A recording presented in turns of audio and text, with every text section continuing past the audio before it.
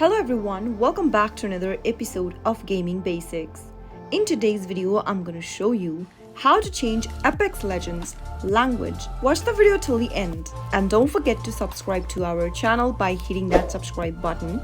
Press the notification bell so that you'll never miss another upcoming upload from us. To change your Apex Legends language, first, from the main homepage, tap on the glove icon appearing on the right hand side corner. Now from the language option, select the language of your preference and tap OK. Soon after you do that, you'll be able to see that the language of your Apex Legend game has been changed. You can go ahead and change back to your preferred language by repeating the same process again. That is how you can easily change Apex Legends language using the Apex Legend mobile application.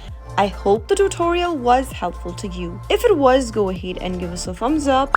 I'll be back soon with more videos like this. Thank you for watching.